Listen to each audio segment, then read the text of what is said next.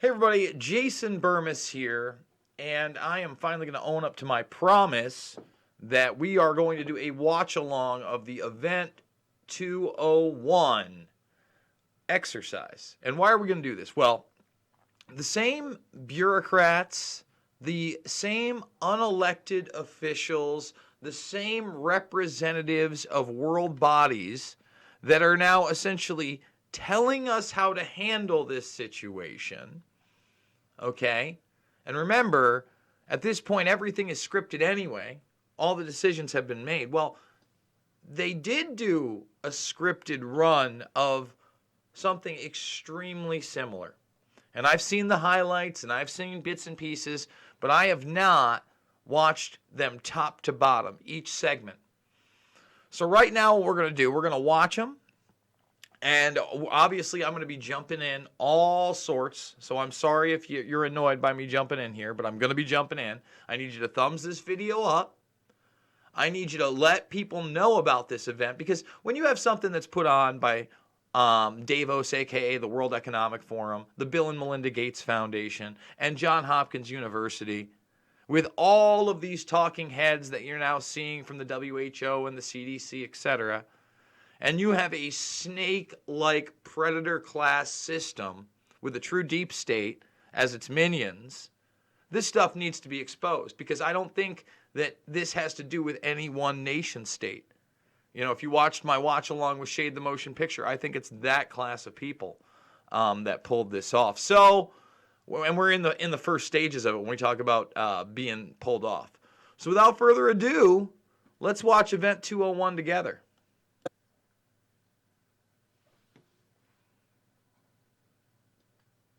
Hello, everyone. I'm Anita Cicero, Deputy Director of the Johns Hopkins Center for Health Security, and today I will be your Master of Ceremonies for Event 201. On behalf of our center and our partners, the World Economic Forum and the Bill and Melinda Gates Foundation, I'd like to extend a very warm welcome to so warm to those people. To our audience here in New York, as well as our larger virtual audience participating online today. And that's the other thing. You know, there were like global participants. You know, this was like a live streaming event, all in October of earlier this year. Pretty startling.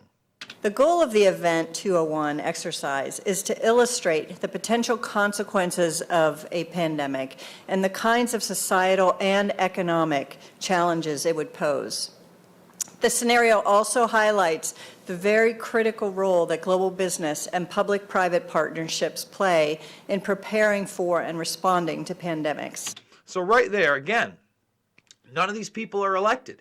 And Trump, he may still be on it, but right now the task force was doing not only question and answers, but, you know, basically, again, preparing the public. There'll be another announcement tomorrow, don't worry. But what's he talking about? Working with these business people. All right? Stock market's over. El Crasho. Anyone who's telling you it's not El Crasho is lying to you. So again, the economic impact was one of the first things I focused on. It's one of the first things they focus on. Today's scenario is going to simulate meetings of a multi-stakeholder group called the Pandemic Emergency Board. This board has been urgently convened by the World Economic Forum, and Johns Hopkins has been asked to moderate the board meetings and provide expertise during the board's deliberations. The mission of the Pandemic Emergency Board is to provide recommendations to deal with the major global challenges arising in response to an unfolding pandemic. Just so weird.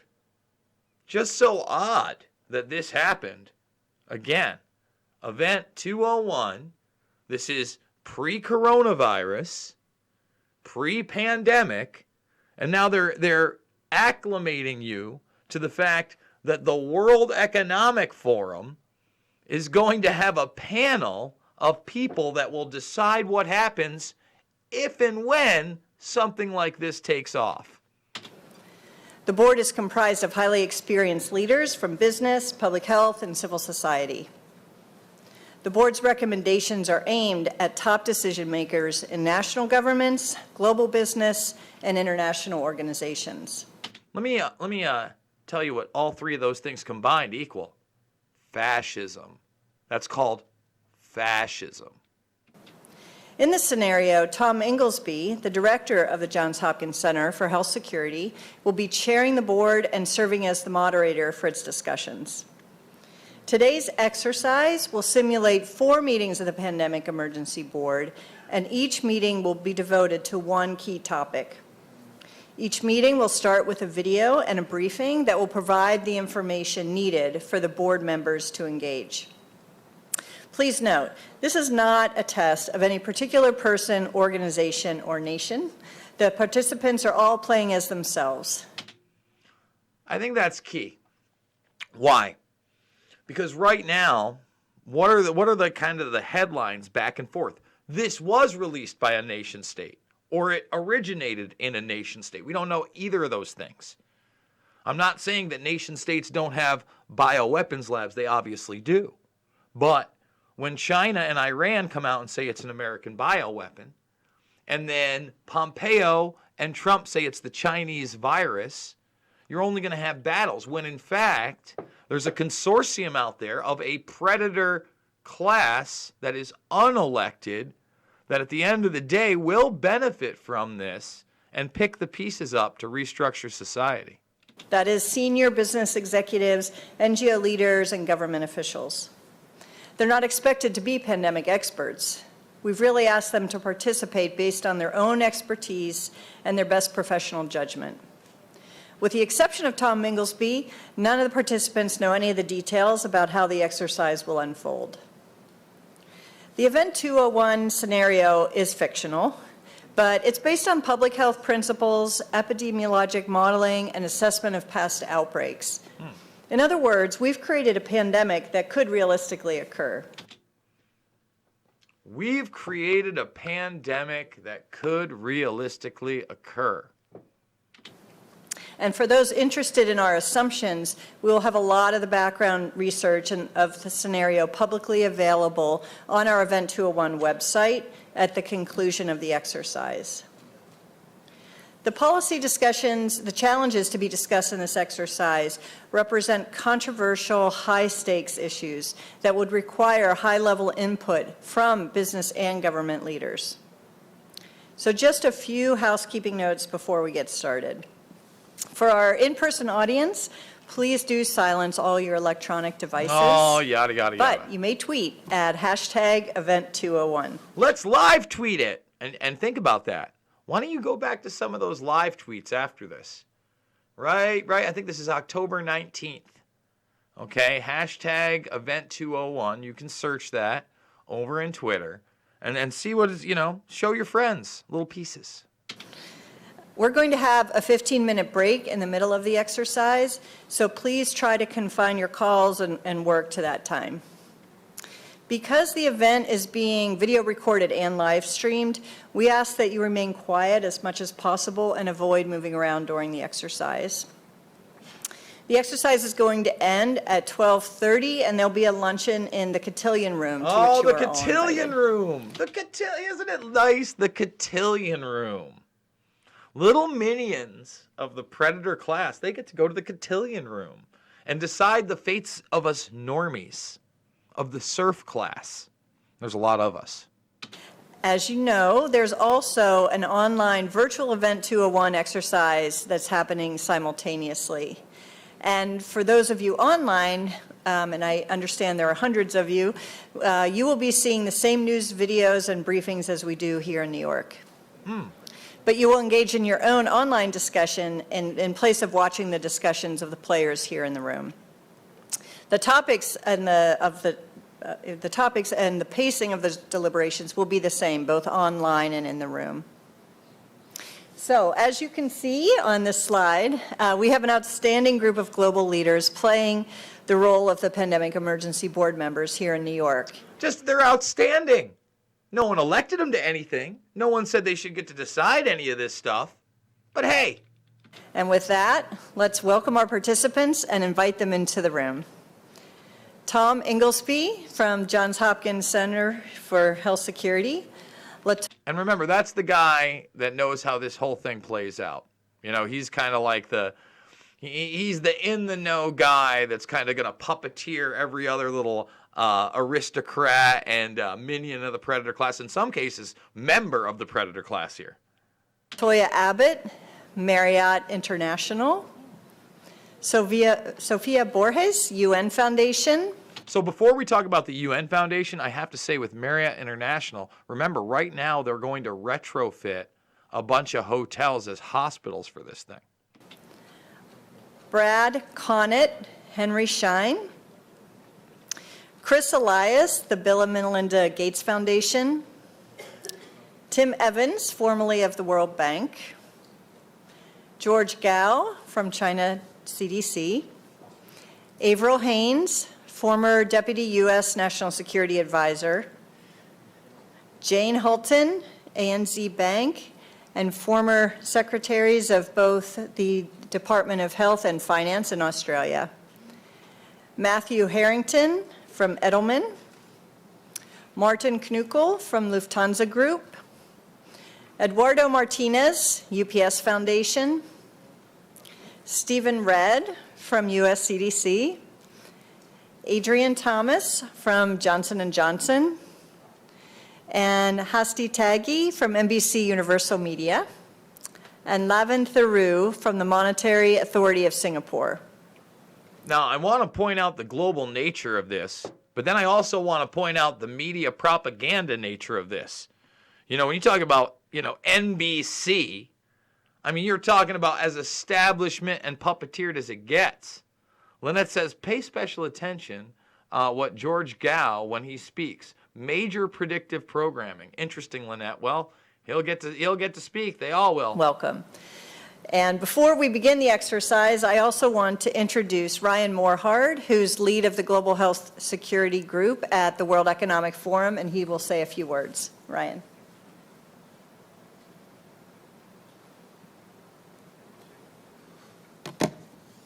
Thank you, Anita, and good morning and welcome again on behalf of the Center for Health Security, the Bill and Melinda Gates Foundation, and the World Economic Forum. Welcome to Event 201. 201. Throughout our session today, I hope that number will represent two dimensions of our work to strengthen global health security. First, today, there are 200 epidemic events every year, and it hasn't always been this way. The number is increasing, driven by globalization, climate change, urbanization, deforestation, and other trends of our modern world. In other words, we're in a new era of epidemic risk. Let me just tell you right now why that's a lie, all right? First of all, to slip climate change in there, as if that has any fucking bearing whatsoever, is comical. Now, let's just take a look at something like Lyme disease in the United States. Pretty weird that now they're acknowledging that Lyme disease may have originated on Plum Island or in a lab, and that's a bioweapon. So when we talk about the true epidemics of the world, why are we not talking about strategically placed bioweapons once here? I'll tell you why. Because these are minion mouthpieces of the Muppet predator class. I mean, they literally might as well have a hand up this guy's anus and bop, bop, bop, bop, say what we want you to say, bop, bop, bop, unprecedented fear, fear, fear, fear. And 201, it's going to tip the scales. That last one, it's going to get us all. And now we're in the situation. And unfortunately, a lot of people want to be at the behest of some, little minion like this. No, thank you. And the second dimension is that one of these days, one of these epidemic events will be a pandemic. Here we are. A fast-moving pandemic. And mitigating risk and impact of that pandemic will require an all-hands-on-deck approach. And we know from past responses that public-private cooperation will be essential. Again, fascism. We also know from these responses that there are some bright spots when it comes to public-private cooperation, but some real critical challenges remain. But there's every reason for us to work together to address these challenges. For one, it turns out that at $570 billion annualized, the annualized risk posed by pandemics is a on par and rivals with climate change. Again, notice how they keep invoking climate change. And here they're invoking the economy, but the economy is different. And optimistically, whatever, they want me to curse. I'm going to try not to curse because I want more and more people to see this. Yeah, I'm going to try to keep it down. Look, if you haven't noticed, guys, I feel like my last few videos have been very measured, and they should be very measured because I need people to take this very seriously. All right? Again, when you have an elitist predator class laying something like this out for you and telling you who's going to make the decisions, that should be known to the general public. They should know right now, you know, what is rolling out is already been decided. They're treating you like children with a slow bleed out of the economy. It's that slow rollout. 1929 meets 1984 meets 9/11. Which means that the pandemic risk to lives and livelihoods is at a level that governments and the world's biggest businesses can no longer afford to ignore. Fascism. And we are counting on this conversation today to inform our work together to improve our collective preparedness and to protect lives and livelihoods from pandemics. Sure you are. And to provide further context, I'm very pleased to introduce a short video now from Dr. Mike Ryan, the Executive Director at WHO and the head of WHO's emergency program.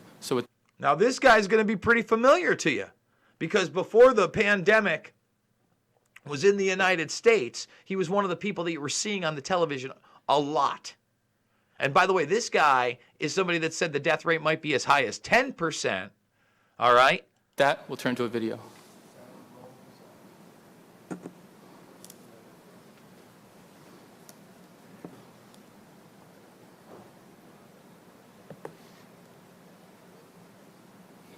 Greetings, distinguished guests, and thank you for this opportunity to say a few words at this year's event 201, the high-level simulation exercise for pandemic preparedness and response, hosted by Johns Hopkins Center for Health Security, the World Economic Forum, and the Bill and Melinda Gates Foundation. Once you notice the groveling every single time? Boy, it's so good that the World Economic Forum, and the Bill and Melinda Gates Foundation, and Johns Hopkins got together to do this. They're the best. We love Bill and Melinda Gates. Unfortunately, I was not able to join you today. I'm involved in the IHR Emergency Committee for Ebola, but I had hoped to be in the room with you because the issues you will be dealing with over the next hours may be tabletop exercises today, but they address real and critical threats which we at WHO take very seriously. Maybe tabletop exercises today. By the way, Pompeo used the term exercise yesterday, and you could see Trump mumble in the back, well, you should have told us. Now, listen, Trump got bamboozled by this as much as anybody else because, again, he's just another puppet. He's been another puppet. Every time he gets out of line, just like in Syria, they flip the script on him. The guy, unfortunately, he may have a good heart. He doesn't have the execution. Anybody in fantasy land thinking this is a deep state takedown? I mean, does this look like they planned for a deep state takedown here? Does it look like the people up there are going to jail, or are they actually deciding what's going on? And remember, it may be an exercise today, but it could be real world tomorrow. Turned real world pretty quick. Without a question, epidemic risk has become a global strategic concern.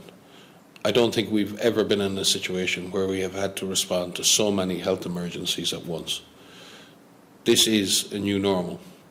I don't expect the frequency of these epidemics to reduce, and in fact, vulnerabilities all over the world, developed and developing countries, have increased, not decreased, driven by many, many factors, mainly through human behaviour, economic development, population density, and many others. The scenario you will be presented with this morning could easily become a shared reality one day. I fully expect that we will be confronted by a fast-moving, highly lethal pandemic of a respiratory pathogen. The question is, are we prepared to globally respond to the next major pandemic event? Are we ready to cooperate and perform across countries and across sectors to face such a threat? Have we established the surveillance and risk assessment systems, the communication tools, the supply chains, and the business continuity plans that will be needed, not only to protect health in a major epidemic or pandemic, but to protect economic development, to protect political and social systems. There it is right there. To protect economic development and social and political systems. That's what this is really about. Protecting the predator class above all else. And managing the people. No matter what you believe about what's going on and the severity of the disease, all these mechanisms have been turning and turning and turning and turning. And I mean, could he have laid it out more? I mean, talk about globalization. Talk about one world government. Talk about a new world order. I don't know. Do we collectively drive innovation enough to face the evolving global threats which we are anticipating? The nature of pandemics is that many countries will be affected at the same time. This is particularly true with the respiratory pathogen, as they are often transmitted by asymptomatic persons. Asymptomatic persons. And by the way, you notice he's reading off a script here.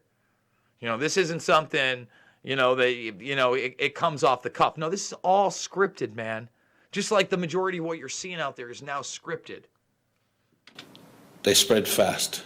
In 2009, the pandemic virus reached all continents in less than 9 weeks. WHO's priorities are to establish a minimum capacity to detect and respond in each country around the world, to develop global strategies for the containment and control of individual disease threats, and develop global mechanisms to ensure cross-sectoral and multinational, multilateral coordination.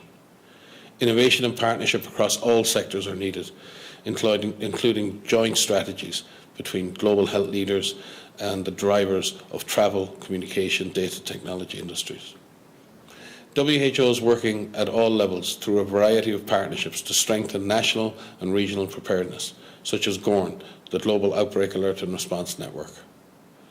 Through the PIP framework adopted by WHO member states in 2011, WHO has secured 400 million vaccine doses for influenza, 10 million antiviral treatments, and 250,000 diagnostic kits for the next pandemic.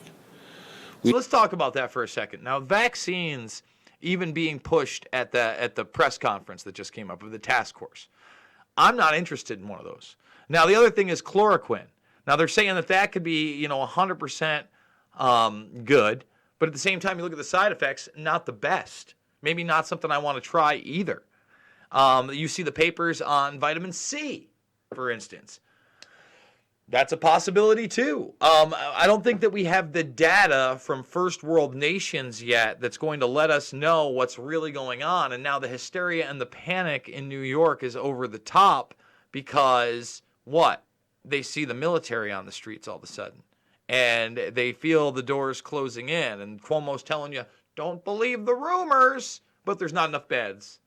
And there's not enough ventilators. And there's not enough masks. And there may not be enough health personnel. In fact, I got a phone call. I can't say from who, but they got a confidential thing, email at 7 a.m., where they're already trying to recruit health professionals from upstate New York to relocate down by the city. I mean, this is all real, guys.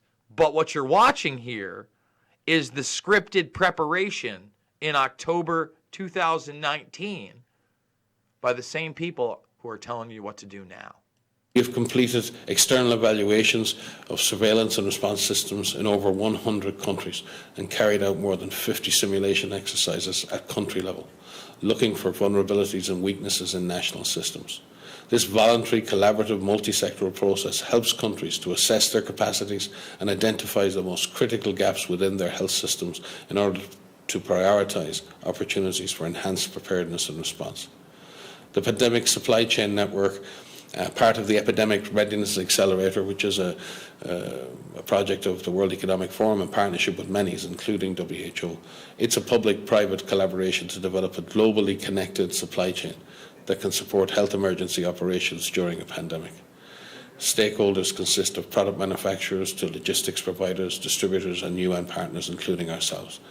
Michael Griffin is WHO's focal point for the Pandemic Supply Chain Network, and he's there with you this week. Constant innovation and the use of cutting-edge technology is key to pandemic preparedness. In order to pool data and analytics at a global scale for disease prevention, the EpiBrain initiative, a global data ecosystem, aims to build a collaboration of big data networks to understand and predict epidemics. Stop. Big data networks. One of the outcomes of this could be that social credit score that's already kind of in place in China being more globally adopted. The meritocracy, if you will. I want people to really understand that, because I think that people need to get it. That what? This could be an event to usher in what? A globalized currency of some sort. A fully digital track, trace, database, everything you do type of system that I've been warning about forever. And think about the big data networks that they're talking about right here. And again, this guy is the same guy that's telling you what to do now. Supports data science, innovation for outbreak preparedness and response. Despite this progress, there is still much to be done. Cross-sectoral simulation exercises, such as the one you will be experiencing today, contribute to a better understanding of the critical gaps, the cooperation required from global businesses, response decisions required from government and public health leaders to minimise large-scale economic and societal consequences of a severe pandemic. I wish you the best of luck, and we are looking forward to working with each of you to strengthen pandemic preparedness in the future. Thank you. And our thanks to Dr. Ryan.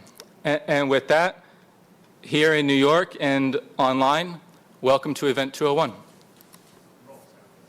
It began in healthy-looking pigs, months, perhaps years ago. A new coronavirus. So let's just stop. Yes, I didn't want to give it away. I haven't talked about this aspect before, but of course I've seen the highlights and I've seen parts like this. Yes, they predicted a coronavirus would come out in October 2019 and be the pandemic. Now, sure, they used the kind of swine flu type thing that they've propagated before. This isn't going to be 100% the same script. There's definitely variations of it, but there it is. The coronavirus. How about that? How about that? An outbreak of a coronavirus. Just kooky. Who knew? Thumbs this video up, subscribe, and share, guys. Spread silently within herds. Gradually, farmers started getting sick. Infected people got a respiratory illness with symptoms ranging from mild flu-like signs to severe pneumonia. The sickest required intensive care. Many died. So once again, it's just so odd that this is a flu-like virus showing the same symptoms that we're seeing right now described. And it's not coronavirus, it's COVID-19. It's novel coronavirus. What do you mean, Jason? This isn't suspicious at all. I mean, come on. At first, the spread was limited to those with close contacts, healthcare personnel, co-workers, and families. But now it's spreading rapidly throughout local communities. Already been done. International travel has turned local epidemics into a pandemic spanning the globe. Just 3 months ago, CAP started in South America, but has now reached several countries with more than 30,000 cases and nearly 2,000 deaths. And we're well beyond all of that, by the way. So you can say what you want about, the placement here, but already in those months, we're well beyond that in 3 months, okay? So just once again, check it out. Flu-like symptoms, pneumonia, deaths, coronavirus, WHO, bunch of unelected bureaucrats about to tell you what's what and how to manage this thing. Good morning, and thank you all for being part of this Pandemic Emergency Board. We're at the start of what's looking like it will be a severe pandemic. And there are problems emerging that can only be solved by global business and governments working together. Fascism. The global community has been working to respond to this pandemic since its recognition But as health and economic impacts have become more severe, the World Economic Forum has convened this board because of your combined expertise, your backgrounds, and your global voice. Now let's just stop. Let's talk about how globalism has actually made the whole situation worse, yet they're going to tell us, because it's the World Economic Forum that's putting this together, how to solve it. First of all, once this outbreak started in a place like China and the supply chain's broken, the economic repercussions were already there. The markets are so interlocked that they were bound for failure. So what does the predator class do? They got the uninformed 401ks and they scoop things up, and so do their minions. That's why you have so many senators now. You're seeing their insider trading because they knew it was coming, right? But we're supposed to trust these people. We're supposed to trust them. We will need all of you to help us respond to urgent policy crises that are emerging. The purpose of this board is to advise leaders in national governments, global business, and international organizations on the response to the pandemic, particularly focused on international problems that require collaboration between business and government. Your recommendations will be critical and will be promulgated and communicated broadly at the end of this meeting. On the left screen, as we have this meeting, you will find a dashboard of information about the pandemic that will help us in our conversations. As important background for this discussion, we want to start the meeting by viewing this news story that just aired on Global News Network. And you gotta love how they put in like the propaganda news pieces, because once again, the mainstream media hasn't been really telling you what Jason Burmis has been telling you, have they? They haven't been playing the parts of the press conferences and the questions that I have they? They've focused on a lot of the sensationalized aspects instead of focusing on what they're telling you and the language they're using, haven't they?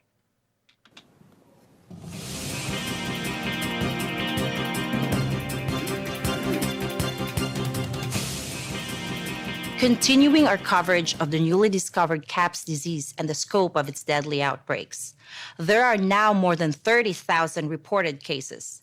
Experts warn this may be just the beginning of a global problem. GNN science reporters have produced a video about what we know so far about CAPS, the virus, the outbreak, and the resulting chaos. CAPS is a novel coronavirus. Let's stop. So again, calling it again a novel coronavirus. Related to those viruses that caused the frightening SARS epidemic in 2003 and the deadly MERS outbreaks in recent years. And remember, you know, the scientists that have looked at this for some time have published paperwork that it says it's like a combination of SARS and AIDS. Scientists think each infected person in turn infects on average 2 more people. This disease is proving more transmissible than SARS or MERS and about as contagious as influenza. And here's the thing, they've already told us that this is way more contagious than the regular influenza. And that's Trump has said that, and Cuomo has said that. That's not Jason Burmis telling you that. Essentially, the cumulative number of cases is doubling every week. At this rate, we can expect to see 16 times as many cases in a month unless we find a way to interrupt transmission. The virus appears to be spreading rapidly in densely populated and impoverished neighborhoods in some megacities in South America. Now let me stop this. What they did here, in my opinion, is kind of played on the global racism out there. What people don't understand is, although this is, you know, again, it's highly transmissible, but who's it really attacking? People that don't have the best immune systems, right? Supposedly, or underlying conditions. But then you look at Italy, and that doesn't exactly seem to be the case either. Now, densely populated areas, yeah, New York City is going to be a hotbed for this thing. But without, and remember, there's only been selective testing and still going to be selective testing. Until we realize how many people have been infected and are completely asymptomatic, you're just going to have panic, right? And to me, the idea that somehow the outbreaks would be worse because of impoverishment in South America is absurd. I think in a first world nation like the United States, where there's so much obesity, diabetes, people on certain types of medication, they're going to be the ones that it hits the hardest, unfortunately.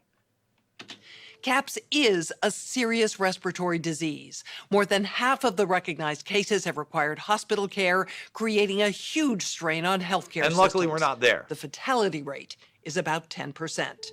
We For might be there. comparison, I don't know. CAPS I don't is about think as so. lethal as SARS and 2 to 4 times more lethal than the 1918 influenza pandemic, the worst pandemic on record. Even so, some people only exhibit mild flu-like symptoms, not requiring treatment in a hospital. Alarmingly, those people are able to walk around and spread the virus, not realizing they are doing so. Sound familiar? Or all the asymptomatic people. Even worse, international travelers have been arriving at their destinations symptom-free, but within a matter of hours, becoming ill. Travel-related cases have blossomed into outbreaks in a number of locations and have quickly grown faster than health authorities could respond and contain them. In other places, physicians have quickly recognized the symptoms of CAPS and have been able to isolate infected individuals and avoid an outbreak, for now. Global public health experts are very concerned. I just want to say, we haven't done that. There is no for now, okay? We've done selective testing to underplay the amount infected because of the panic that will ensue, and especially now that the military is in place. I mean, we're talking, guys, it's on. I mean, national lockdown is going to be a real thing. It's a matter of time. It's not an if but when scenario. I wish I was wrong about this disease. Because it appears the virus is readily transmitted through the air from person to person, essentially all people are susceptible. Experts agree unless it is quickly controlled, it could lead to a severe pandemic, an outbreak that circles the globe and affects people everywhere. And it certainly looks like we're right there, right? I mean, if we're not there yet, it's just because it hasn't been reported. You've got quarantines even in Moscow. And you can call them whatever you want, self-isolation, containment zones. I can't even keep up. With all the press conferences that are being held in these slow rollout situations. Models developed by leading public health authorities indicate a CAPS pandemic could lead to an outcome worse than the 1918 influenza, which killed 50 to 100 million people worldwide. Given the global population is 4 times larger than it was in 1918, if these models prove accurate, we could be looking at hundreds of millions of deaths over the next year or two. And remember, right now with this COVID-19, the goalpost just keeps moving. Am I wrong? 2 to 3 weeks isolation, 2 to 3 months, 3 to 6 months, 6 to 9 months, could last 18 months. Okay, now we're going to get a briefing on the numbers and distribution of cases by Dr. Caitlin Rivers. As you've just heard, the outbreak is very worrisome. The vast majority of cases are occurring in Brazil and other South American countries. However, as you can see on the screen, there have been some spread to Portugal, the continental United States, and mainland China. Our models project that with continued spread in Latin America and predicted spread to additional countries, we could be looking at double the number of cases in 1 week and 16 times as many in a month if we are not able to stop the spread. And let's just stop that there. So basically using the same language, they've said the doubling, the spread, it's all there. It's all there. It's just a different place. That would be on the order of 500,000 cases, and it would continue to rise exponentially. In 3 months, we could be approaching 10 million cases. We are also tracking financial markets as an indicator of the economic impacts of CAPS. And let's stop this. Remember, why should we believe any of the nation states' numbers? Why should we believe the numbers put out by Johns Hopkins? All of those are based on official government numbers. If you don't trust this government or another nation state's government or China's government, how can we ever trust the numbers that are put out? Again, South Korea seemed to do the most extensive work, at least on paper, proving their point, saying a 0.6% fatality rate after infection. testing large swaths of the population, including those who would be asymptomatic. I think that was essential, and no one else has followed that model. Now, apparently Germany's doing all right. I don't know exactly what they're doing, but what you're seeing here is planned programming, again, by a bunch of minions of the predator class, the rulers of the technopoly, if you will, about to make big decisions about your life and my life. While markets are down worldwide in the past couple of weeks, they are still positive for the year. Thank you, Dr. Rivers. The first emerging policy crisis for which we need this board's recommendations regards global allocation and distribution of medical countermeasures. And by medical countermeasures, we mean vaccines, drugs, and diagnostics and other medical supplies to help us combat the CAPS pandemic. I know we would all agree that if we had a vaccine in hand for CAPS, it'd be a game changer. I mean, pushing that vaccine out of the gates. Forget about therapeutics, forget about a treatment. Vaccine, vaccine, vaccine. But leading vaccine experts say a vaccine in the near term is highly unlikely. But there is an antiviral that does look like it will work. Now, another thing with the antivirals and, the chloroquine that they're talking about, remember Dr. David Ho, the man that cured HIV or AIDS for rich people back in 1996. You can go check him out. He was Time Man of the Year with a thing called protease inhibitors, a cocktail of drugs. Those are antivirals. But you got to watch out, because if you didn't have money back in the late 90s and the early 2000s, and you had those conditions, they gave you the drugs that just killed you. And to understand that better, we're going to watch one more clip here.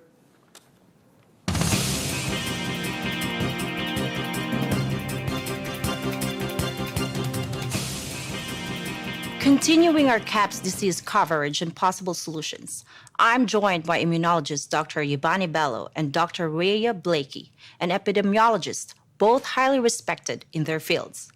Let's get right to it. Why are people saying a vaccine for the CAPS virus is not likely in the near term? And let me just tell you the strategy on this, too. They're going to make you clamor for the vaccine. But anybody who knows anything about influenza and the flu, for instance, knows that vaccines don't really work about it. I know you get the shot. There's so many different strains. Now, they've already said there's 2 different strains of COVID-19, which makes me suspicious in the first place. Did it mutate? Were there 2 different strains? Why are we talking about 2 different strains of this thing? But again, what has the media push been like? It's been just like this. No vaccine in the near future. And then you also have, Israel that says they're going to have a vaccine. You see the test runs already beginning, hyping you up for demanding that not only you and your family get the vaccine, but your neighbors take it, even if they don't want it. Researchers are working on a vaccine, and we have viable leads, but it's complicated. We have known about CAPS-like viruses in animals and people for decades, but have not been successful at developing a licensed vaccine. And sure, there are new technologies that may help, but it's going to be difficult. I am not optimistic about having a vaccine in time to be relevant during this pandemic. Even if we discover a good vaccine candidate, we're starting from scratch, and it takes time to test safety and efficacy, typically years. So even if testing moves quickly, global manufacturing will still need to be established. Again, multiple hurdles.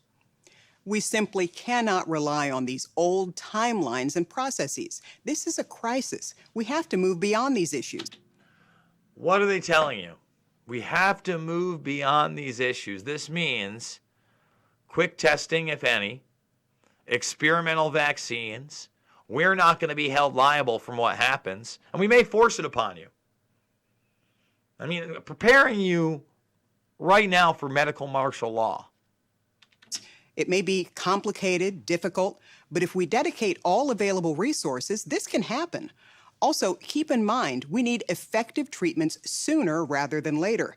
Extranavir is an antiviral drug. Scientists have told me this could be effective. We need to start treating people immediately. While I agree Extranavir does look promising, it's currently used for treating HIV. However, it's not manufactured on the scale needed for treating this many people. So let's stop. There's not enough. There's always this scarcity of these drugs. Why is that? Because again, Big Pharma wants to control you. And you notice how we were talking about antivirals, HIV. I already mentioned Dr. David Ho and this pandemic and how he's working on that. When they're talking about the what is it? The hydrochloroquine, that, is a drug they use in Africa. And remember, for poor people with HIV and AIDS, AZT, and that'll hurt your immune system, could kill you.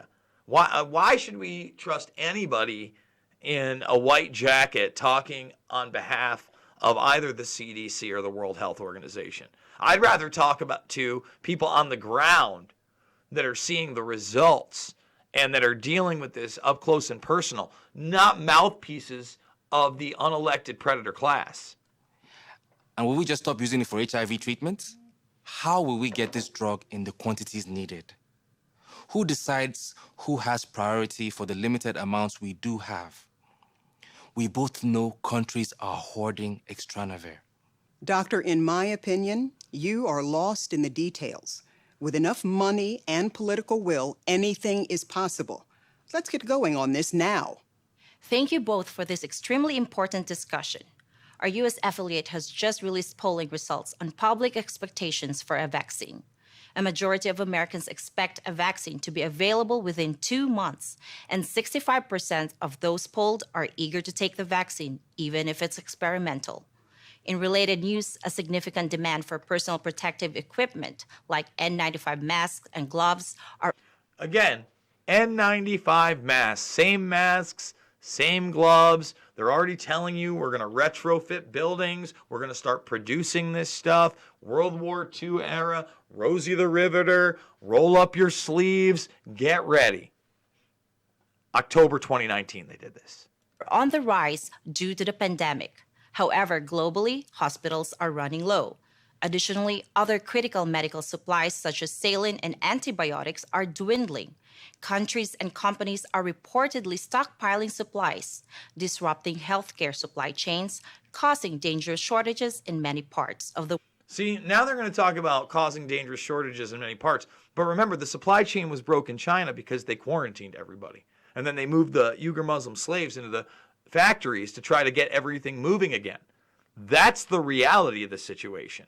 You know, that's not something they did in this plandemic, if you will. But on the flip side of that, with China and Iran accusing the United States of making a bioweapon, and the United States saying that patient zero came from China, and, you know, it's a Chinese virus, you know, China is threatening that they're not going to give us the materials and the medical supplies that we may need in this. You know, playing nation states off each other when this isn't about nation states. This is about globalization on the next level. World. And finally, for the latest information on what we know about vaccines and this antiviral, here's medical countermeasure expert Matt Watson.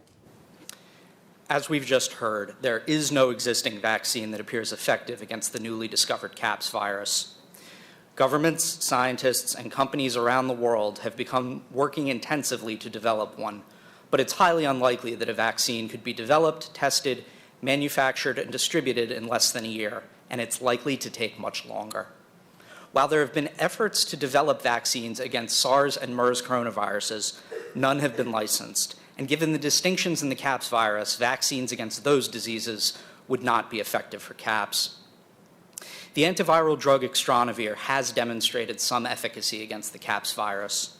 It reduces the severity of illness and saves lives in those who are infected, but does not prevent infection like a vaccine would. Extranavir is a generic drug primarily used to treat HIV. It is manufactured in 5 countries, including the United States and China. Approximately 1 million people take Extranavir every day for HIV. If all of those HIV patients could be switched to other antiretroviral drugs, we could potentially free up enough Extranavir to treat 26 million CAPS patients. But then what do we do with the people who need the HIV drugs? Well, again, this is a false scarcity, all right? That's what you're seeing here. They're saying we can't. I don't believe that. You shouldn't believe that. All right? If they wanted to mobilize the production of something like this on a mass level, they would have already. Just like they would have mobilized the mass production of the masks already, just like they would have mobilized the mass production of tests. And they would have actually tested people in a way that made sense and not selectively tested. But that's not where we're at. That doesn't move the levers of control, does it? Assuming further that we could double production over the course of a year by bringing additional manufacturing online, we could eventually have 52 million treatment courses per year, but it will take many months to get there. And there is not likely ever to be enough to keep up with the need as long as the disease continues to spread at this accelerating rate. Experts agree that while many lives will be saved by this antiviral, it is not going to slow the pandemic in the same way a vaccine could if we had one available. However, we do have the potential capacity to save many people. Now the question is, how do we distribute the supplies we have? Existing global supply chains and logistics networks for Extranavir run efficiently under normal conditions, but the pandemic is likely to be very different. We are hearing that one country where Extranavir is produced is planning to block some or all of the export of this medicine to hold on to it for their own people. Tensions are rising between governments and pharmaceutical and medical supply companies about how supplies should be allocated and who gets to make those decisions. And by the way, folks, don't think that we won't strong-arm people with our military. I mean, think about this. We're already kind of doing it to Iran. We have the sanctions, which are basically acts of war against Iran, so they can't get the fucking, oh, I cursed. Sorry, didn't mean to. They can't get the medical supplies they need. Well, most people in this country don't even think they're human anyway because they've been completely brainwashed. But the truth of the matter is, you are going to see more and more of this type of thing. International humanitarian organizations are raising serious concerns about access to antivirals for people in low and middle income countries. In addition to antivirals, other medical supplies are not reaching those who need them in many parts of the world. This is especially pronounced in low and middle income countries, which are reporting the highest rates of disease transmission and mortality. In part, this is due to last-minute stockpiling and hoarding by customers, and in part, it is due to cost and logistics issues. So again, they're always trying to get you to feel bad for protecting your family. You're a hoarder. They're hoarding it, you know, on small levels. Just horrible. Joseph B. says, Dr. Rackle using combo of HCQ and azithromycin H. I hope I didn't butcher that. Thank you for the super chat. Joseph B. Let's continue. Personal protective equipment, such as N95 respirators, are in critically short supply in some areas. N95 respirators are manufactured by many companies around the world, but there are no reliable estimates of how many are produced or what global production surge capacity is. All we can say is that production capacity covers normal demand, and it is not uncommon to have temporary shortages during severe flu seasons. In a severe pandemic, we can expect the need to increase by a factor of at least 2 to 3. Given these supply issues, there are a number of potential proposals being floated aimed at coordinating and facilitating medical countermeasure allocation and delivery around the world. Politicians, business leaders, scientists, and policymakers are weighing in. Some are suggesting that suppliers and buyers continue to work independently to decide where to send antivirals and medical supplies. Others are suggesting that countries where these products are made should be able to decide where those drugs and supplies go. And let's just say this, you know, with FEMA activated, with the military activated, that's already been decided. Everything can be nationalized at any time. Guys, we are, 28 minutes and 56 seconds into this. We're about the halfway point of this. We're almost at an hour. So what I'm going to do is I'm going to cut this off. We're going to do this part. Now, there's 5 of these. Not all of them are this long. Look, my feed over here on Twitter is basically everything that's going down right now. Please go check it out if you want to know the latest. If you want to financially support me, here we go. Obviously, I'd love to not only hit the mark, but to go over the mark this month, especially with how crazy everything's been. $5, $10, $15, it means the world to me. But, again, all you big donors, you've helped out big. I was able to really get the gear I needed for my family. I think there's a big announcement coming tomorrow. I think we're going to see, national shelter in place, only essential travel. It'll be lightly enforced. And then step by step, we'll see more and more enforcement. I'm going to get back on the rock, Finn, quite a bit. Make sure you're thumbing this video up, subscribing, sharing. Sorry, my throat is a little bit hoarse right now, but you yabber this much and it happens. Guys, it's not about left or right. It's about right and wrong. And things are moving quick. Things are moving real quick. Things are changing. This event 201 may have not been real, but it was real damn convenient, wasn't it? And we haven't even got into the bureaucratic decisions of censoring the internet and fake news and all that stuff. But I can assure you, we're going to be diving deep into Event 201 so everybody can see what this really is. Guys, I love you, and I'll see you on the flip.